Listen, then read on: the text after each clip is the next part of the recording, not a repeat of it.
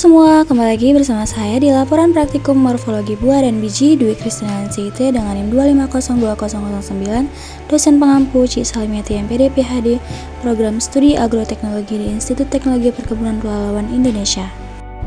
Latar belakang dan pendahuluan. Morfologi biji bervariasi secara signifikan dalam bentuk, warna, ukuran, tekstur permukaan, dan bentuk hilum. Bentuk biji dikelompokkan menjadi dua, yaitu bundar dan persegi panjang meskipun ukuran bervariasi. Biji mempunyai peranan penting dalam siklus hidup dengan mengendalikan perkembangan embrio, dermanasi, dan terkandung senyawa penting seperti flavonoid, polyphenol, dan antosianin. Biji berisi cadangan makanan yang diperlukan untuk mendukung pertumbuhan awal tanaman. Buah merupakan bagian tanaman yang terbentuk setelah proses pembuahan, serta berfungsi untuk melindungi biji dan membantu menyebarkan biji. Jenis tanaman menentukan ukuran, bentuk, warna, dan rasa buah. Secara botani, buah adalah ovarium yang matang dan bagian-bagian yang terkait. Biasanya berisi biji yang berkembang dari bakal biji yang tertutup setelah pembuahan. Pemahaman yang mendalam tentang aspek morfologi tanaman membantu mengidentifikasi dan mengklasifikasikan jenis-jenis tanaman serta memahami bagaimana tanaman beradaptasi dengan lingkungan mereka. Tujuan morfologi buah dan biji. 1. Mempelajari morfologi buah dan biji dari berbagai jenis tanaman monokotil dan dikotil. 2. Mengetahui hubungan antara struktur morfologi dan anatomi dengan fungsi reproduksi dan penyebaran tanaman. Alat dan bahan yang digunakan yaitu parang, topi, penggaris, buah, dan biji sawit. Cara kerja pengamatan morfologi buah. 1. Ambil contoh buah monokotil kelapa sawit. 2. Amati bentuk luar tepe buah kering atau polongan atau drupe atau berry. Permukaan kulit halus, berambut, ataupun berduri. 3. Belah buah secara melintang atau membujur. Amati bagian perikarp, epikarp, mesokarp, endokarp, biji, jumlah ruang atau lokulus. Catat ciri morfologi dan buat gambar.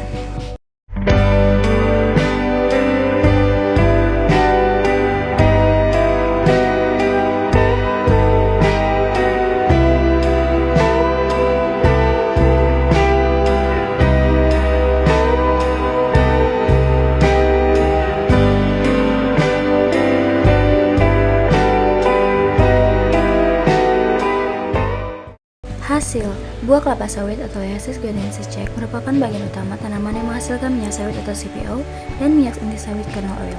Buah sawit tersusun dalam satu tandan yang disebut tandan buah segar atau TBS. Morfologi sawit memiliki struktur esokarp, kulit luar, mesokarp, daging buah, dan endokarp, cangkang. Sementara biji sawit berada di bagian terdalam buah dan dilindungi oleh endokarp atau cangkang. Biji sawit menghasilkan minyak inti sawit atau PKO yang memiliki karakter berbeda dengan minyak dari esokarp. Bagian biji meliputi testa, endosperma, dan embrio.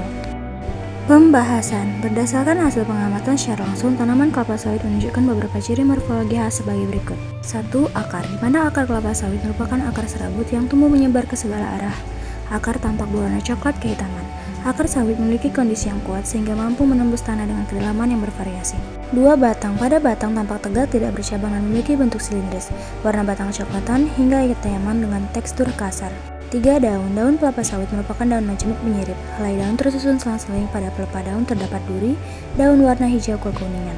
4. Bunga, bunga kelapa sawit muncul pada tandan yang tumbuh di ketiak daun. Bunga bersifat berumah satu namun terpisah menjadi bunga jantan dan bunga betina dalam tandan yang berbeda dan memiliki waktu pematangan yang berbeda sehingga sangat jarang terjadi penyerbukan sendiri.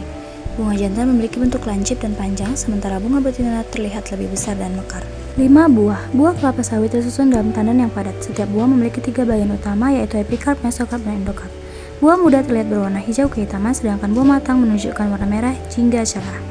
Kesimpulan, berdasarkan pengamatan morfologi buah dan biji kelapa sawit merupakan tanaman monokotil dari famili Archaeae di mana setiap struktur kelapa sawit mulai dari kulit, daging, dan cangkang buah memiliki peranan penting karena mengandung banyak minyak nabati, sedangkan bijinya menghasilkan minyak inti sawit. Kedua jenis minyak ini menjadi komoditas penting dalam industri pangan dan non-pangan. Pengamatan morfologi saat ini sangat membantu dalam pelestarian kelapa sawit sehingga produktivitas dan pemanfaatan kelapa sawit lebih dioptimalkan. Thank you for watching. See you.